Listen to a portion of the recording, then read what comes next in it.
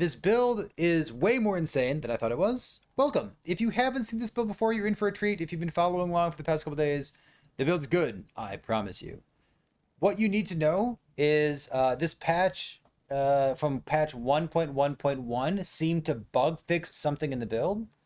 There was a bug fix that was listed in the patch notes for 1.1.1 regarding damage to high health monsters, and that seemed to address something that was going on with our low damage that you've seen in previous videos for this character here. So if you haven't seen this character, you're in for a treat. It's a Swarmblade build. We scale Frostbite stacks on the enemy, Poison stacks on the enemy, Vitality on ourselves, and melee critical strike chance. All four of those things are distinct more damage multipliers. So one Vitality gives us 2% more damage.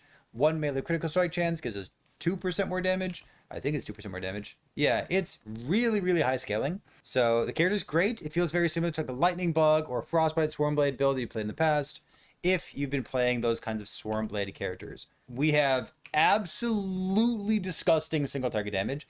Like you've seen in the clips at the beginning of this, or you might be watching right now, we are killing tier 4 Julra in like 10 seconds or so. I don't have a good sense of which Harbingers are difficult and which Harbingers aren't difficult, because they all die super fast. We have options if we get like +4 to Serpent Strike or +4 to Stormblade form to get even more damage, but the gear that you're going to see linked in my planner is pretty paltry. I'm missing Vitality on my helmet. I'm missing Exalted Vitality in my boots. I'm missing Exalted Affixes on my weapons. There's lots of stuff that we just don't have yet. We definitely have room to grow. I had a feeling that this character, if this character failed, it was going to be based on defenses, not on offenses. And it turns out I'm completely correct. What we're doing for defenses, we got a Vessel of Strife. We have about 500 health regeneration, and Vessel makes a portion of that health regeneration apply to our ward as well. I'm not worried too much about having ward retention. I think ideally you'd have like, a 2 or a 3 LP cleaver solution in your offhand, which gives you strength equals intelligence, which gives you ward retention. So like that kind of thing would be nice, but I don't have a good one yet. And honestly, just having the Vessel of Strife with a bunch of mana or with a bunch of life regeneration without having ward retention still feels very good. So I'm happy with how the defense of the character feels right now, especially considering how absolutely absurd our single target damage is, because it feels just like a dream come true. So just to mouse over the skills real quick in case you haven't seen this, you don't want to look at the planner. Serpent Strike's our main thing. We take every single node on the right side of the Serpent Strike skill tree for all our more damage multipliers. I'm not taking any of the dodge stuff. I wish I could. Maybe if I get more plus levels to Serpent Strike or something. But plus levels to Serpent Strike is on your relic. So I want like +4 to Serpent Strike on a Vessel of Strife. But that's the kind of thing that's in the back of my head. We are taking the Bleed Chance for Maelstrom, the Frostbite Chance here. So Bleed Chance is not a high priority for us because Bleed Chance only gets converted to a relevant ailment on our melee attack. Bleed Chance is not so important. Getting Poison Chance to Frostbite Chance. Poison Chance is really the most important thing for us. In our Swarmblade form, we have a bunch of points into defense because I can afford it. We're 20 +3. We have +1 level in our body armor. It should be +2, but +1 right now. And then +2 coming in from the Phantom Grip Ring. Gives plus to all minion skills, and Swarmblade form counts as a minion skill. Your fluff points here are the 1 point in attack speed, and like the extra defenses from Locust Agility. We trimmed 2 points out of Grasshopper's Frenzy because we don't need it, so that makes it even more flexible to grab different points instead.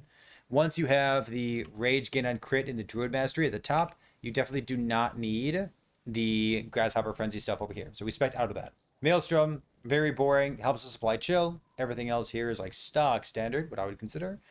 Tornado, someone was asking about replacing Tornado because they hate the visuals of it. Frankly, I understand. Kind of lags behind your character when you're playing online. But I think more realistically, the fluff skill here that you could play with would be Summon Thorn Totem. So Summon Thorn Totem, on hit, we're using a 4x1 idol, 6% chance to summon it on hit. So go like this, does some stuff. But every time that they explode, they also do a puff, like a big AoE burst of damage. There's that big green explosion you see going on there, which is cool and it's satisfying and I like it. But it's also pretty laggy. So technically, if you want to take out Thorn Totem because of the lag considerations, or you just don't like it, or maybe you want a different idol setup, different options for you would be Summon Spriggan Companion for flat critical strike chance. It's annoying. She dies all the time, and I hate her. So I'm going to opt against that. But technically, that's something that you could spec into. Another option for something that you could spec into would be... Other thing that you could spec into would be Spriggan Form. You can go Spriggan Form and grab all the nodes that have to do with Thorn Shield Repeat Cast, Armor while you have Thorn Shield Duration. You can grab all these nodes in Spriggan Form, and you could proc that off of the nodes in the very beginning of the Druid skill tree. It's a thing that hits, technically. It helps you apply like more poisons and frostbites. It's not going to be as consistent as the Thorn Totem stuff here. So that's kind of your fluff skill if you want to play around with something else. We figured out our blessings.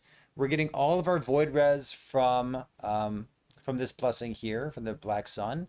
So you can go Critical Strike Chance, which would be nice, but my resistances are already pretty tight, and skipping Void Res altogether felt very good, so I'm happy with this one.